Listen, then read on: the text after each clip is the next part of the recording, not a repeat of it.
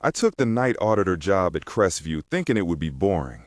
I thought the worst of it would be late-night paperwork and the occasional drifter looking for a room. I thought I would learn the layouts, count the receipts, and trade the same quiet with a different view. I was wrong. My name is Emily. If you're expecting a simple account of a creepy night, know this. People talk about haunted hotels like they're postcards you can hang and forget. They aren't. A place like Crest View breathes, it watches, it learns which parts of you were soft enough to sink into. I survived one night there that still tightens something in my chest when the lights flicker. They say there were 7 terrible nights at Crest View. Mine was the worst. This is the spine-crawling one I still wake up from. If these kinds of nights get under your skin, subscribe and turn on notifications. On paper, Crest View was a relic with good bones. The brochure had pictures of carved balustrades, a sweeping marble lobby, crystal chandeliers that threw the kind of light photographers dream about. In real life, it had a facade of cracked plaster, a doorman who smiled too slowly, and a porte-cochere where the rain gathered and did not run off. The sign was faded, gold letters dulled to a whisper. When I first walked up the stone steps, the building exhaled, cool, stale air, like the hollow of a mouth. It smelled of old perfume and dust, of lemon polish and colder things I couldn't name. The manager, Miss Hargrove, hired me because she said she needed steady hands on nights.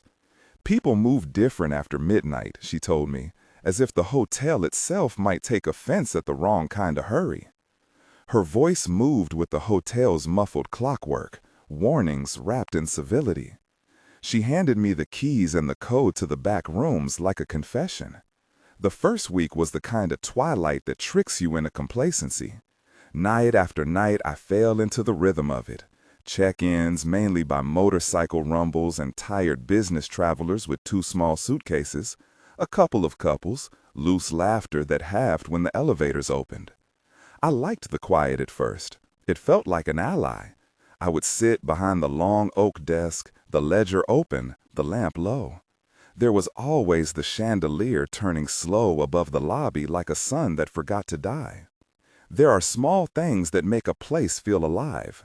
At Crest View, it was the way the clocks never agreed. Each one ticked a temperament of its own. One slow as a doze, one fast as worry. The radio in the kitchen hummed at some hours and died at others. The carpet in the east wing looked worn in a pattern that suggested someone had walked only one way across it for years. The pipes sang under certain pressure, a long tenor that made the windows vibrate until they rattled with a voice like a distant knocking. On the second night, I first heard what the staff called, without malice, but without much curiosity, the whispering. I was sitting at the desk, feet tucked under me, watching the numbers on the ledger blur into their own bookkeeping of time, when the lobby shifted sound. It wasn't a single voice at first. It was a rustling around the chandeliers, a whispering beyond the columns. I froze because it sounded like someone practicing names. Soft breaths repeated syllables I couldn't place. I told myself it was the heating, a draft catching the gilding. The pragmatic part of me cataloged possibilities, laughing guests, pipes, mice. At 3 in the morning, sometimes a child's laugh would come through the halls, thin and quick, though the night register had no check-ins for children. Once, standing on the mezzanine, I thought I saw the shadow of a small hand pressed against a second-story window.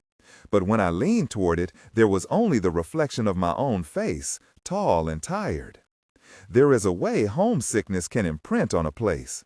Crest View had absorbed it and kept it on the pillows of every empty room. I made tiny bargains with myself. I would write home about how quaint the chandeliers were, about the old-fashioned keys on the hook behind the desk, about how Lucas liked the carpet pattern and called it river steps. Lucas, my son, he was 5. He had a way of turning the lobby into a stage. He liked to hide behind the big fern near the check-in desk and pop out to make me flinch. And he loved the elevator because it smelled like new pennies when it opened. For the first 2 nights he came with me and played while I worked. We traded scavenger hunts for spare teas and pretended the gilt frames were portals. His laugh was a medicine to the fatigue cleaning every seam of my thoughts. I let myself believe the noise was benign. The longer I listened, the more I shaped it into stories that were easier to sleep with. Drafts, creaks, imagination. They say that's what a place wants, simple explanations. It makes fear easy to wear.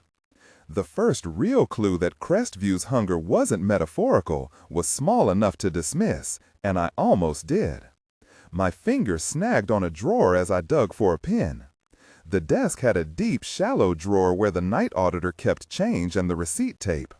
But behind the stapler, there was another narrow compartment I had never noticed. It slid out with a dry sigh, and inside lay a stack of yellowed clippings folded like old letters. At first, I thought it was a mismatch of bits, a wedding announcement, a review from a dumped magazine. Then I unfolded one, and the headline landed in my chest like a stone. Missing, guest last seen in East Wing. The paper was brittle, the date smudged. I held the clipping up to the lamp and read names until the letters blurred. There were photographs pasted into the margins, faces turned slightly toward the camera, as if surprised to be noticed. Underneath some photos were notes in blue ink. Left room at 2:13 a.m. Sound reported in wall. Family never returned phone calls. I read more. Another headline, missing, couple at Crest View.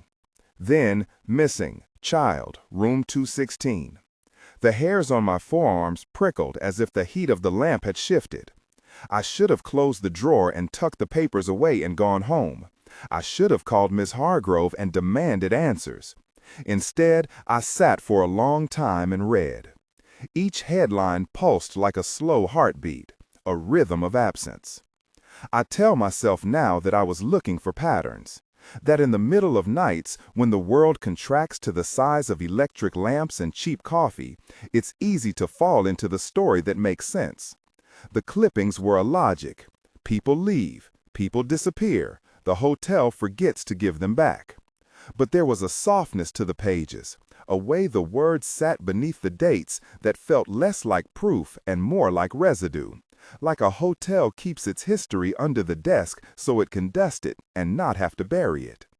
That week I started noting odd things. Names on the ledger would blur after midnight. Entries I knew I had made looked as if someone else had restated them in the morning. Angles changed, times shifted by a hair. Once I found a child's drawing tucked into the bar's menu, the same drawing Lucas had made 2 days earlier, but with the house in the sketch shaded much darker. Lucas's son had been bright yellow. The one in the menu was the color of old teeth. When people ask me later what changed between the safe oddities and the panic, I say it's like the way a bruise finds you slowly. Things bruise first with color, then with pain. The hotel started testing me, the small ways at first. Lamps would die only when I had my back turned. The elevator would stop at the second floor and open to an empty corridor that smelled of soap and something green and sour. Voices, low and sibilant, skated along the banister when no one was there. Sometimes I would be sure I heard the distant slapping of footsteps on a stair, and when I went to look, the stairwell would be a wash of light. Once, while I was answering the phone, Lucas's voice called from the lobby, small and clear, as if from across a great hall. "Mama?" I smiled into the receiver and told the guest I would be right there, hanging up with my pen between 2 fingers. I walked into the lobby and found him under the fern where he liked to hide, both of us laughing like co-conspirators. He had a cookie in one hand and peppermint-scented powder on his cheek. He plopped into my lap and announced, "The shadows are shy tonight." He said it like he expected it to be a compliment. That night, when I tucked him into the staff room and told him to be quiet while I did the audit, I felt like a mother with a heavy key in her pocket. I lied to myself. I would check on him every hour. I would close the staff room door. I would not think about the headlines in the drawer. I would not note everything that felt off. Rationality is a stubborn little lamp. I kept it lit. Still, around the fourth night, the hotel's patience ran thin. It started to show teeth. It began calling with borrowed voices. I found a voicemail left on the desk line. It was a child's voice singing a little melody I recognized. Lucas's bedtime song, the one my husband used to sing when he was alive. My hands tightened around the phone. The recording was warped, as if played underwater, and in the silences, something else breathed. I played it again. The more I listened, the less it sounded like the ordinary world. A second sound threaded beneath the chorus, a whisper saying, "Come play," precise and soft and terribly patient. "Come play," the hotel said, over and over, like someone practicing an invitation. It was that phrase, repeated in the hushes between lines, that made my skin shift beneath my clothes. I started sleeping with the light in the staff room on, the small lamp that hummed like a temperamental insect. I checked the locks, even though the doors swiveled like the inside of a shell and refused to reveal their purpose. I told myself the voice was a prank, a guest with a recorder, a child alone in a car with a speaker. Reason was always eager to dress the things we cannot name. There were other things. The photographs in the clipping box weren't all from ordained news outlets. Some were Polaroids, some were camera phone grainy. One showed a corridor with a pale patch where the wallpaper peeled in a shape like a face. Another showed a pair of footprints that ended in the hallway, not in any room, just crisp little prints leading to nowhere. And there were notes, small, precise, written in the margins. Some said the missing had been taken, as if the hotel were a hand and the people were something to be held. Others were kinder, more circumspect, vanished from room during sleep. I held the paper and heard my own pulse like a low engine. Being a mother at Crest View was a particular kind of terror. The lobby, once stage, became a field of potential dangers. Every hallway could be a mouth. I cataloged which lights were safe and which dimmed when a child walked beneath them. I learned to stand under the fixtures that held their glow.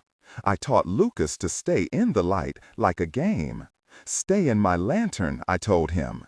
He obeyed for a while, like children do when they are still willing to be small and blissful. There is a cruelty to the architecture of old hotels.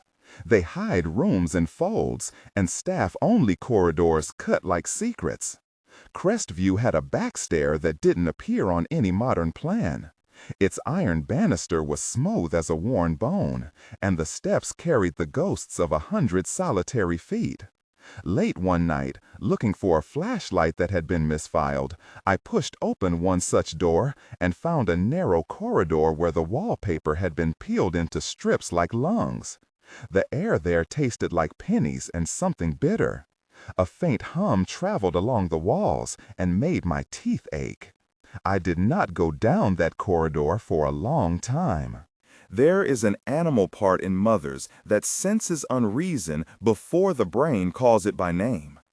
I tried to stay on the lobby side of things, telling myself I could keep my son in the well-lit zones. The hotel, however, is not governed by my vows. There were nights I would sit and read the clippings aloud to the empty chairs, the names rolling off my tongue as if calling them back into the world. Sometimes when I read a missing name, the room felt colder for a second, like the temperature was a hand sliding over the back of my neck. Once, while reading the line, "Missing, couple found gone from room 312, the chandelier shivered and one crystal feather fell into my teacup with the tiny sound of a bell. I never found who swept it up. The staff were a small collection of people with resigned faces and busy hands. Hargrove kept a look on her like she had swallowed a library and coughed up only the safe paragraphs. She told me things in clipped sentences, that the hotel had history, that old rooms collected new tragedies. She refused to elaborate and then offered a different sort of mercy, An upstairs key, an old master key ring. "If you ever have to get into a door in a hurry," she said, sliding it across the desk like a treaty. Her fingers were lined with small scars, thumbprints the color of tarnish. Once, after the third night of whispers and lamp blinks, I found a scrap of printed paper tucked into the ledge behind the minibar in room 207. It was a short note, typed, as if someone had been trying to explain something to themselves in the margins. It read, "Do not leave the light. Do not follow the voice." The letters were smudged, as if written in tears or haste. Whoever had typed it had folded it small enough to be missed. I started to dream in sequences.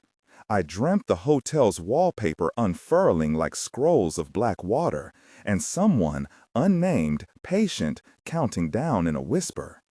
I dreamt of a pale child sitting on the edge of a bed, watching me with eyes that ate the light. Sometimes Lucas was in the dream, sometimes not.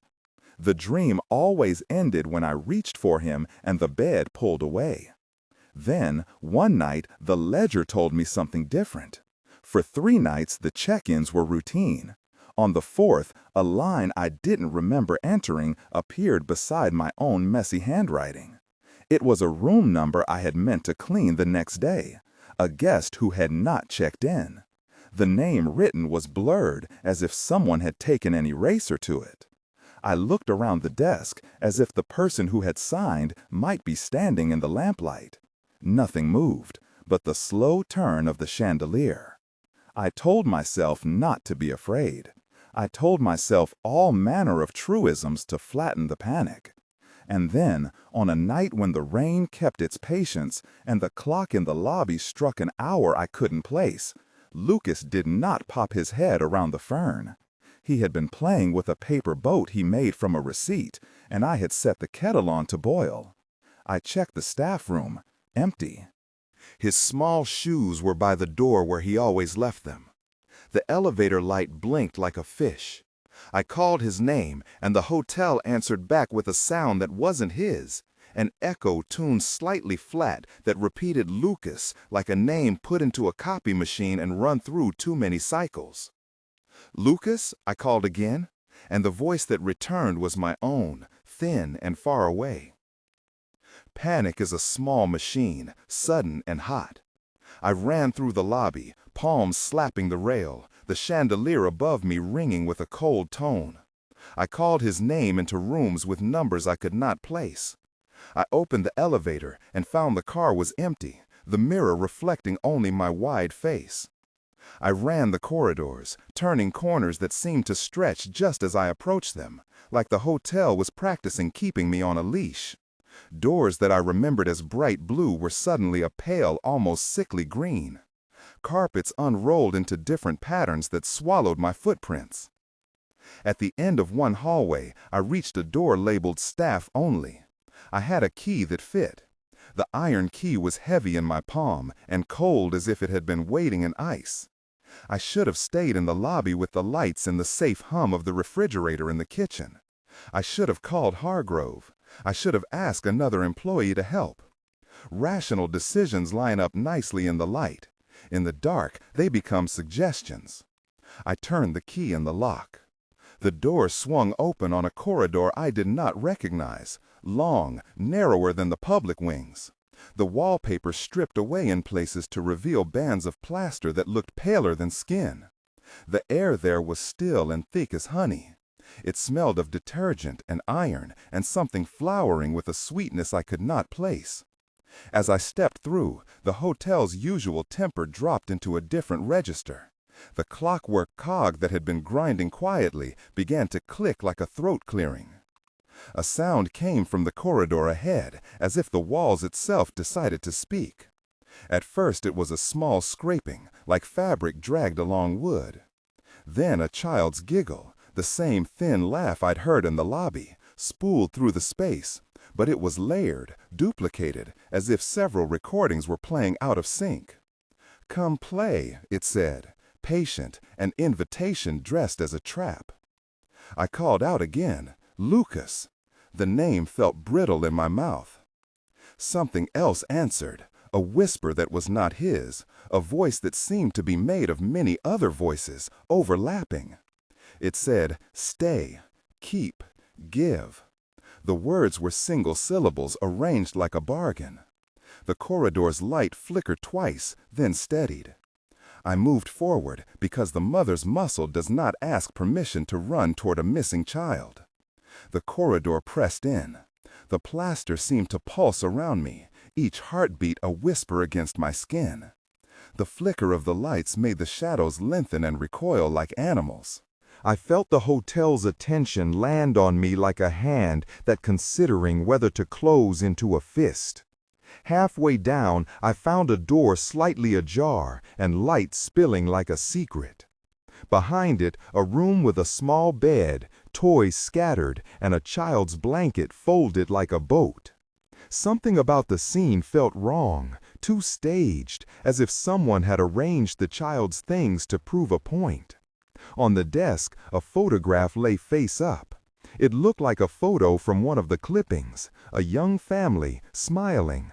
The timestamp on the back bled into nothing. I stepped closer, and the photograph fluttered as if a breath ran across it. The air felt thick, and my ears popped. The photograph's edges were damp.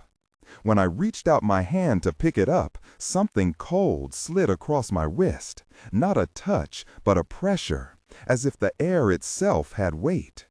I had the urge to take the blanket and wrap it round me like armor. Instead, I called his name one more time. The sound I heard in reply was not a child's voice at all, but a whisper that shaped the name into something else, an echo answering from a place that had been waiting. There was a pause then, long enough that I could chart it with my own breathing. The lamp on the desk flared and then dimmed, and in that strobe of a second, I thought I saw a small figure sitting on the edge of the bed. The figure's face was turned away, and for a second the outline of hair, small and wiry, caught the light. When the light steadied, the bed was empty. I should have run then. Every part of my body ordered me to move, to exit through the door and slam it, to get to the lobby and call the police. Instead, my feet kept their appointment to the floor. My hand closed on the doorknob of a small closet by the bed, and when I opened it, there were toys folded in a precise grid. At the very back, wrapped in a small towel, something hummed like a radio under power. I reached for it, and it slid from my hand like an answer rebuked. I remember the exact word I thought then, no. No, I thought, no, not here. Not to be stolen by a house that thinks it owns the dark, not to be taken into the seams. The mother's no is a prayer that wants to be faith. It wants to be enough. Something moved in the corridor outside the room, an exhale that was too long for any living breath. The wallpaper bulged as if someone had been pushing from behind it. The shadows outside pooled with intent. The voice, the hotel voice, if a hotel could speak in one, shifted into an almost conversational hum and said, as if bartering, "Give us light or give us him." My knees wanted to bend. The choice that knotted my throat then was not posed in words, but as a pressure, like someone offering a coin that was also a trap. Trade one thing for another.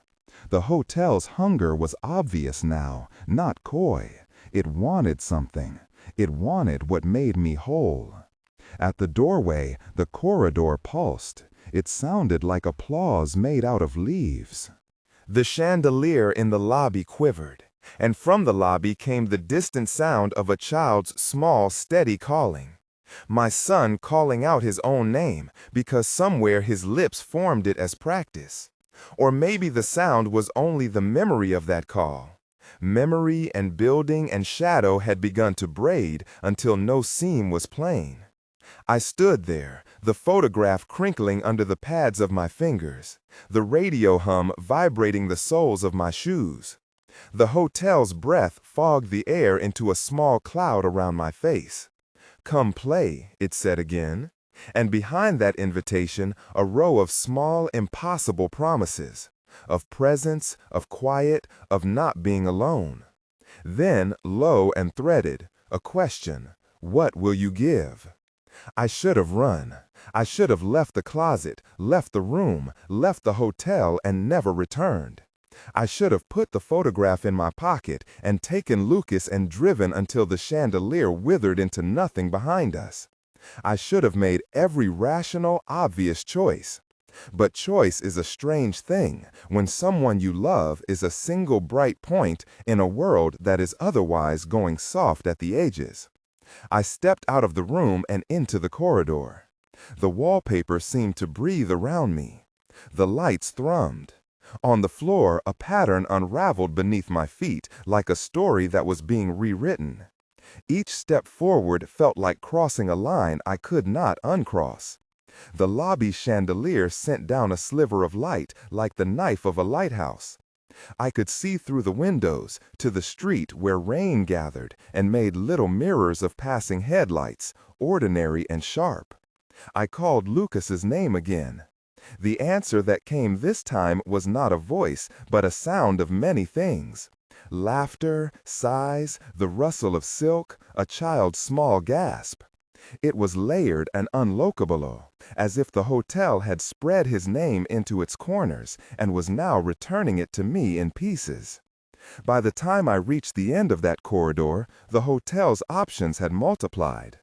Doors that had been solid were now suggestions, and the light that had felt steady in the lobby was no longer trustworthy. Somewhere deep inside the building something turned over, like a stomach shifting. The air thickened into something that felt like promise and threat braided into one.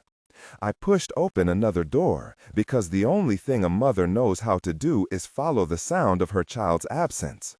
Beyond it was darkness, then a small span of dim light, and then a room that shouldn't have existed on any modern blueprint. A little chamber with wallpaper patterned with tiny sailing ships and a single bed. On the bed sat a figure, small, facing away from me. The shoulders looked like a child's. The light there was wrong, too pale, as if someone had remembered how light looked and only copied the memory. I swallowed, and the air tasted of pennies and mint. The figure did not move. My voice cracked when I said Lucas, and the word felt heavy, like cloth dragged through water. The figure shifted, turned, and for a sliver of a second I thought my son looked back at me. Then the light hiccuped, and the child's face was wrong. Pale, too thin, features blurred as if carved out of fog. For a moment I couldn't breathe. Everything inside me slowed until the sound of the hotel's clock was the only evidence that time still believed in forward motion. "Come play," the room seemed to whisper. The child's shoulders shrugged as if with a small mocking gesture. Then, steadied by some thin current of maternal courage, I took another step. My hand reached out. The light shivered. The hotel watched. I remember thinking, what would I give? Not as an idea, but as a weight. The conceptual exchange was not abstract anymore. It was something I could taste. The corridor behind me hummed.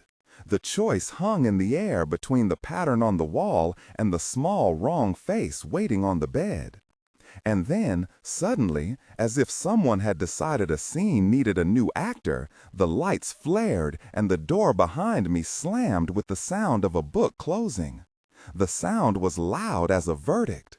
My heart moved like a trapped bird, and in that instant, the hallway, the wallpaper, the photograph, the clippings in the drawer, all of it felt arranged, waiting.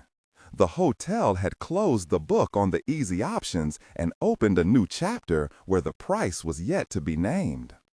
I don't know how long I stood there with my fingers extended. Time had the elasticity of rubber. Somewhere far away, a radiator popped like a knuckle being cracked. The child's shoulders dipped like a small, tired wave.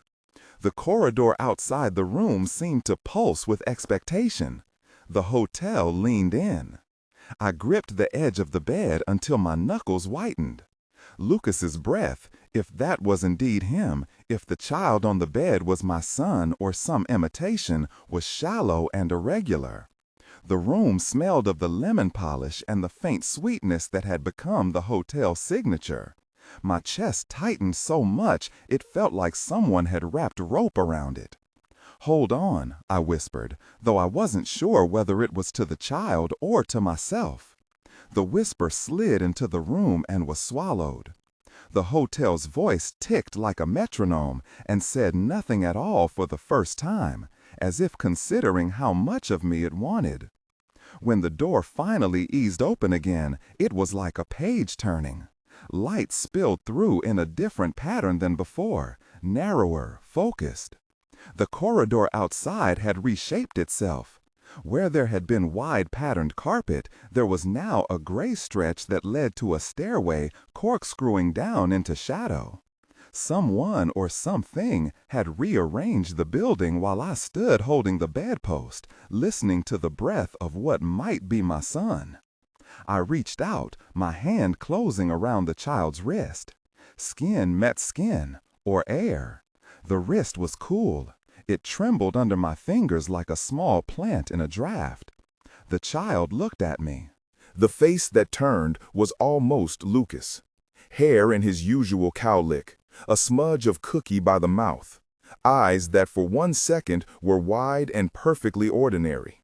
Relief uncoiled in me, a physical thing, and then, as I moved to lift him, the face shifted. Not a trick of light, not a trick of terror. The features rearranged with the slowness of a tide. Those ordinary eyes became hollows of pale marble. The mouth stretched into something that didn't know how to smile. My hands locked on him like clamps. I couldn't tell if I was clutching my son or a memory sculpted from the hotel's appetite. "Come play," the child's voice said then, and there was that layering again, a chorus behind a single throat. I have no clear memory of what happened next.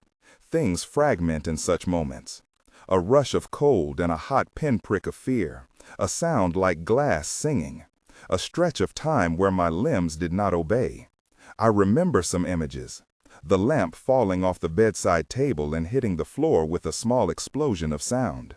My feet slipping on the carpet. The photograph sliding across the floor like a small sliding platform. I remember thinking with that acute clinical distance that only panic affords. If I drop him, I will never forgive myself. And then the corridor outside the door seemed to inhale, and something moved there.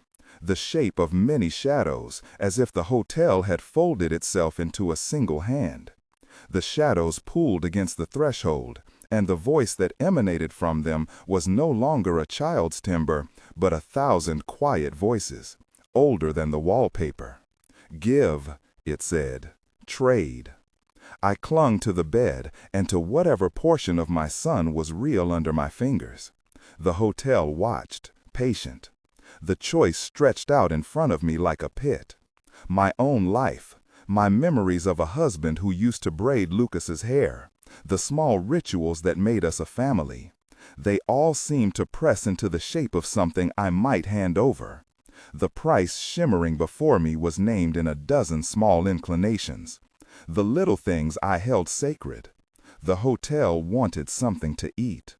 I felt my lungs burn with an answer that was older than fear. I would give anything. I would give everything. I would give the shape of my life if it meant bringing him back whole. Saying it felt like offering myself on a table. The hotel sniffed like an animal, and the shadows quivered. Then, abruptly, like the turn of a page in a book where the ink is too thick, the light changed, and the thing between us stepped forward. It was a movement made of the absence of light, not the presence of shadow, as if all the darkness were a fabric dragging across the room. It slid with the appetite of a thing that has waited long enough to be patient. Its edges were soft as old smoke, and its interior a depth that made the air feel thin. It did not have a face. It had a suggestion of a face, the impression of hollows where eyes ought to be. When it moved, the wallpaper seemed to sigh. "Come play," the building coaxed, but the sound now had weight. It pressed at the air like a hand pushing at water. I think, far down a corridor of memory, a husband once said a prayer in a hospital room, and I took the habit of saying it back. In the moment, the creature moved as if to claim the child. That habit returned like a tendon. I held on to Lucas, and I whispered the only words my throat could find. They were not brave, they were not polished, they were a litany of family. The names of things we used to do together, the smell of pancake batter, the way his small fingers fit into mine. I spoke them like a light switch. Something answered. Not the hotel, not exactly. Something inside me answered. It was not a theological doctrine. It was a memory of his hand on my cheek and his freckles like a map. It was a fierce, primitive glow that rose up like heat from a cave. It was not rational, but it was real. The shadow recoiled in a way that was almost animal. The room, which had been waiting like a net, bucked against me. The figure on the bed shifted, and for a second I felt a warm pulse under my knuckles, the steady thump of a child's heart. But the hotel had already shown its hand. It wanted a trade. The question was not whether I had love enough to light the dark, but whether the light could be kept within the bounds of a person. The corridor exhaled, anticipating my choice. The shadows pooled, and the doors creaked like the hinges of an old coffin. I pulled, not with strength, but with the force of a memory rising into a lantern. Something bright and small answered. It wasn't a beam from a bulb. It was all the tiny, intimate things that had ever been ours. A strip of Barney the dinosaur on his pajamas that caught in his hair. The sound of his half-sung lullabies. The smell of the first soup I made him. These recollections knotted together into a small, fierce light that warmed my palms. It shone not brilliantly, but with a steady, desperate heat. The hotel hissed at the intruder's insolence. Shadows lengthened like a tide. The edge of something big and patient leaned toward us, sharp as an unblinking eye. Then the thing outside the door did something I could not have predicted. It answered not with force, but with testing.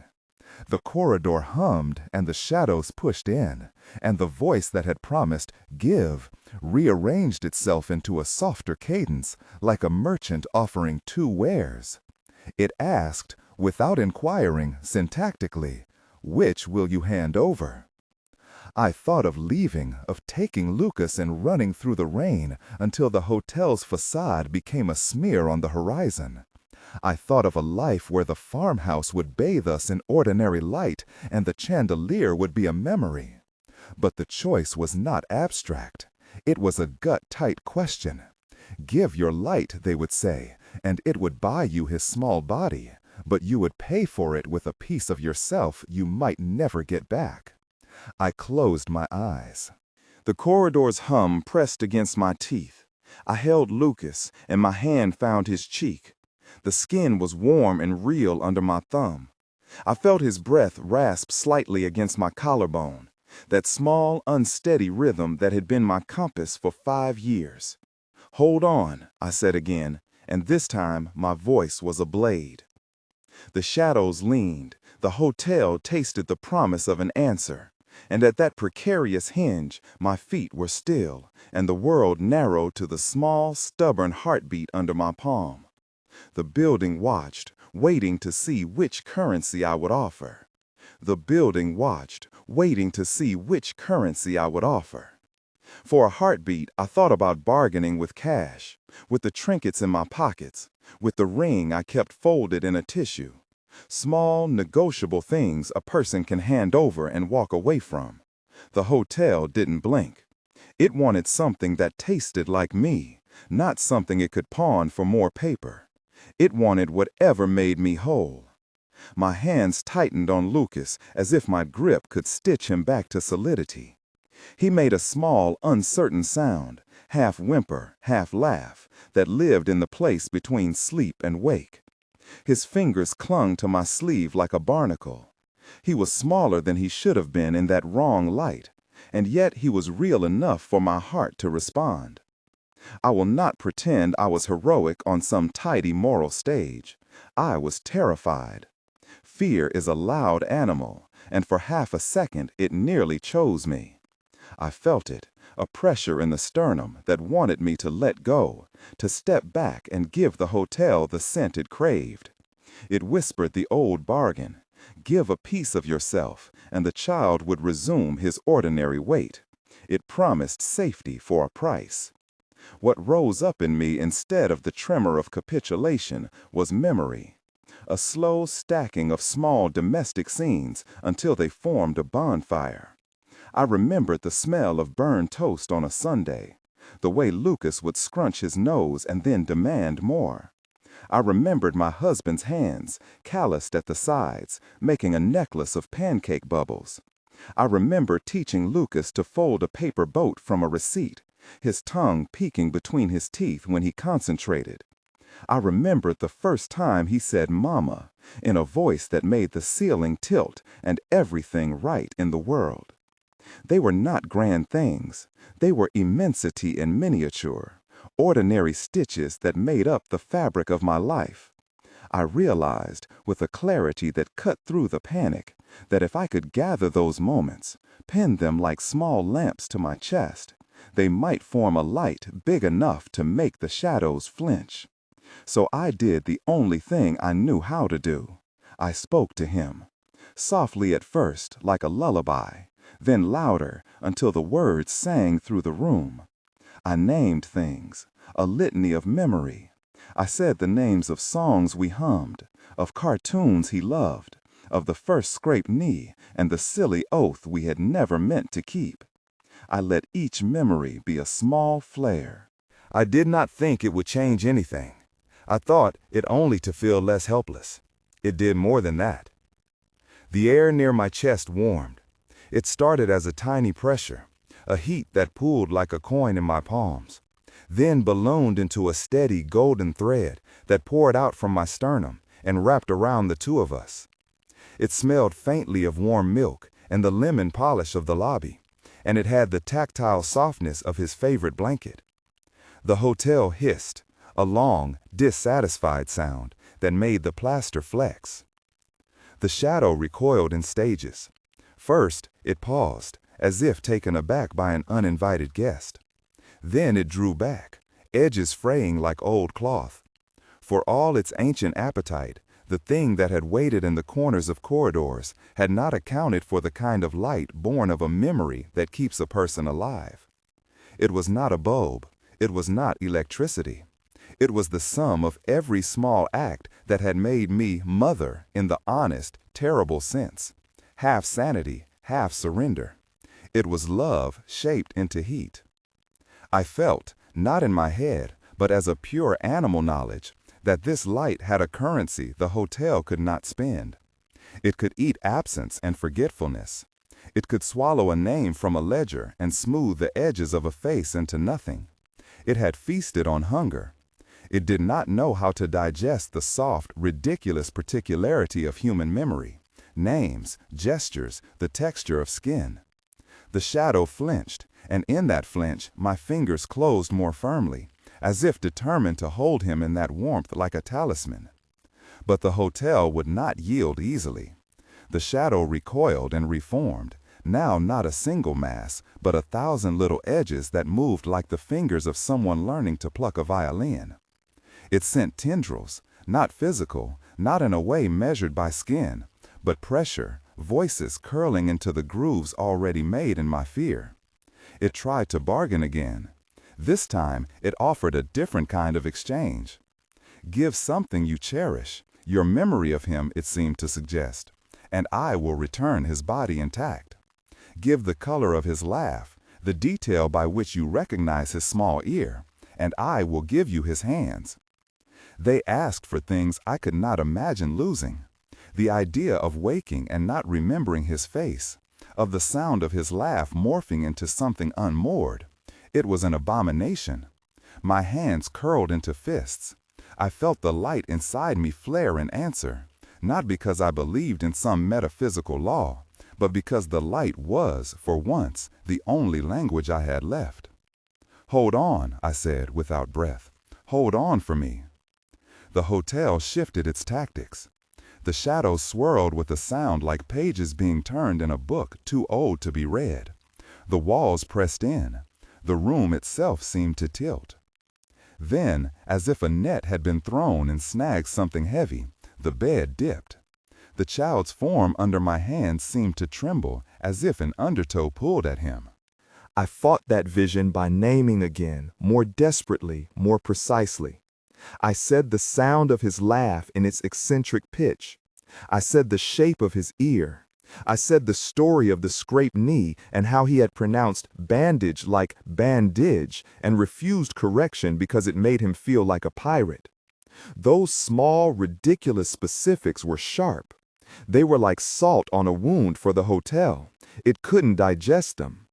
The shadows writhed and finally, almost angrily, broke. They rushed like a tide, not toward him, but into the corners, pulling away from the center of light. The corridor beyond the door that had been an impossible twist snapped back into something that resembled reality. Patterned carpet, a lamp that hummed, a door with a brass number. For a few staggering seconds, I was convinced we had won. We moved then in the way survivors do, not with triumphal strides, but with a terror-fed obedience. I scooped Lucas, real, warm, breathing, into my arms and ran, flinging open doors I had never seen, barreling past staff rooms, across the warped hall, down staircases that rearranged into sensible flights. The hotel protested like a living thing whose skin was being torn. Doors slammed behind us and opened ahead. The chandelier in the lobby swung like a pendulum. Voices that had been patient minutes ago now cried in a million threads, begging, hissing, bargaining. The sound was a kind of thunder. At the desk, the world resumed some thin shape of order. The lamps burned, the ledger's pages fluttered but remained intact, and Miss Hargrove stood there with that same careful expression, as if she had been balancing scales and had finally tipped. She did not shout. She only reached for a phone and dialed, her hands efficient. I remember the taste of metal in my mouth. They said later, police, a report, that the hotel had been unusually cooperative. That is not a lie and not the whole thing. The officers walked its public corridors and found nothing but old dust and the mild eccentricities of a tired building. They found no child vanishing phenomena in the official sense. Lucas, wet-eyed and trembling, hugged my waist and stared at officers like they were magic. "Mama," he said quietly, "the dark wanted my boots." I could not, would not, say publicly what I had done in that room. The thought of the hotel's ledger, of clippings tucked into drawers, of little Polaroids with faces that blurred at the edges, made me wary. There was a bureaucracy to grief and an art to madness. I told the officers that Lucas had been playing a game, that he had slipped away and I had been foolishly negligent. We left in the dribble of pre-dawn, rain smoothing the world into soft mirrors. The hotel sign receded into a gold-sheened smudge behind us. For a long time after, I slept badly. The hospital-like bright light of morning did not seem to banish the memory of that corridor.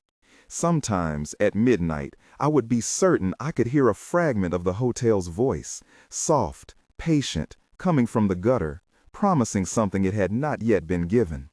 Some nights I woke with a start, convinced my hands were empty and reaching for a child's shoulder. The healing has been a slow, practical thing.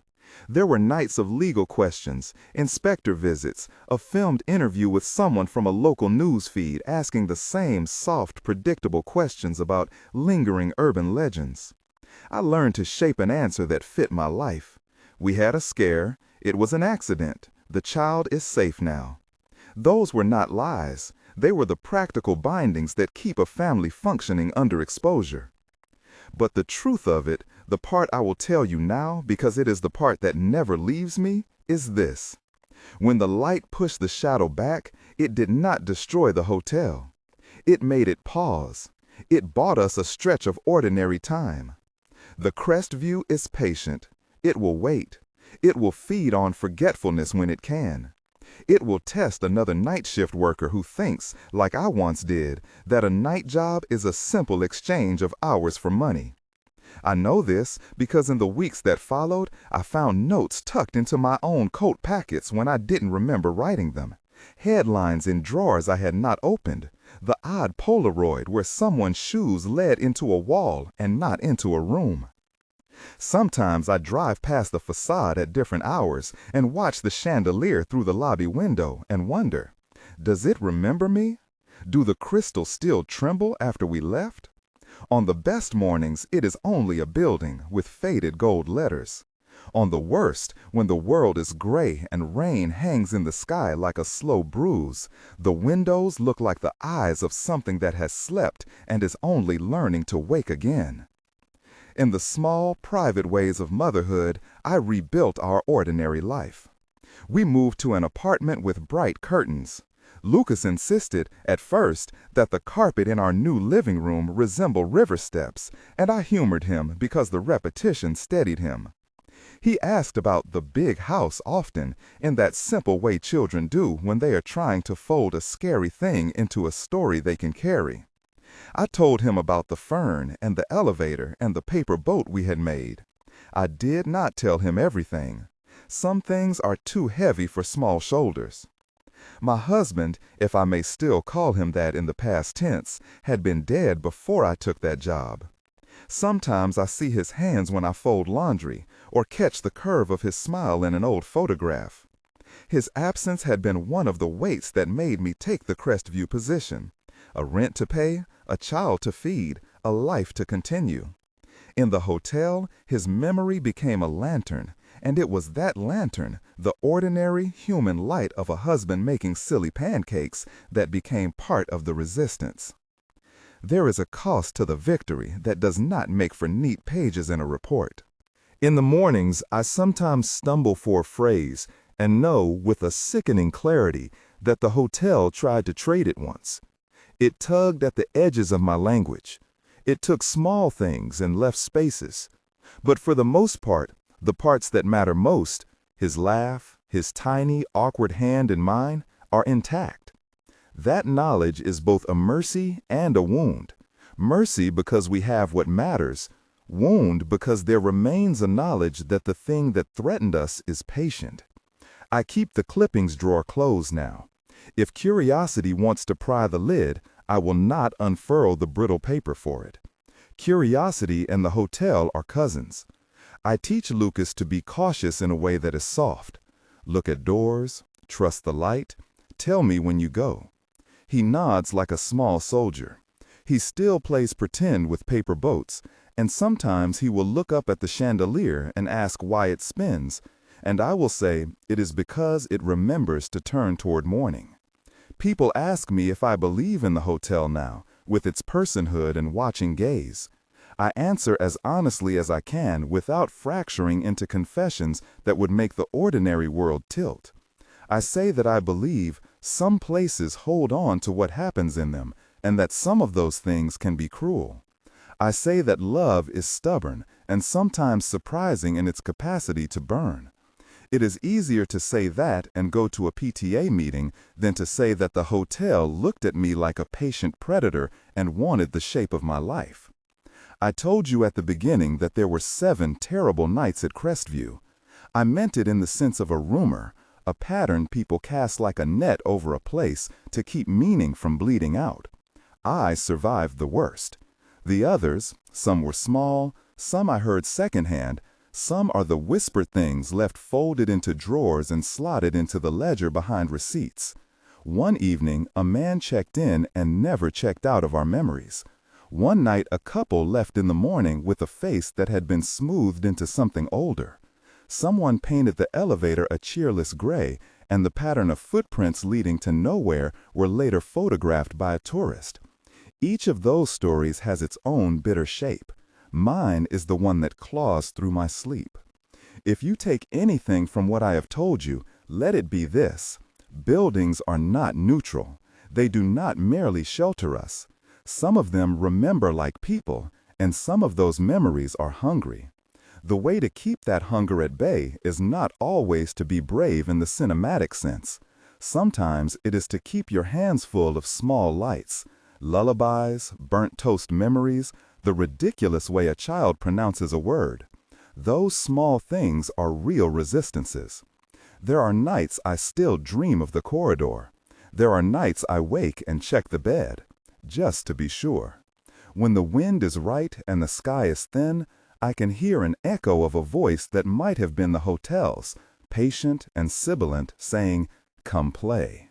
I close the curtains, turn on the lamp, and hold Lucas tighter. He will be 12 in a few years now. He is stubbornly ordinary in a way that makes me ache with gratitude.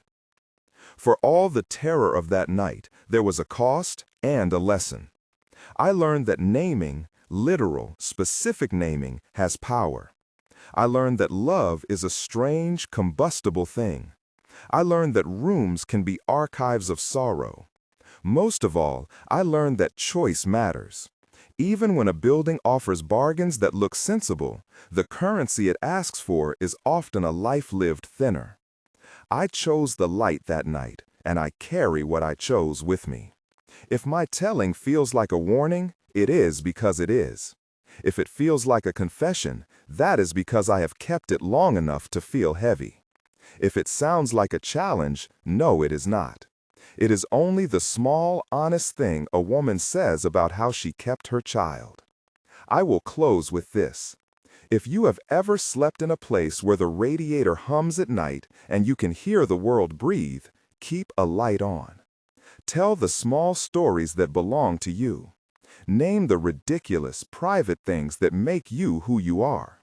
They might seem silly in the face of monstrous things, but sometimes they are the only weapons that strike true. If this gave you chills, like and share.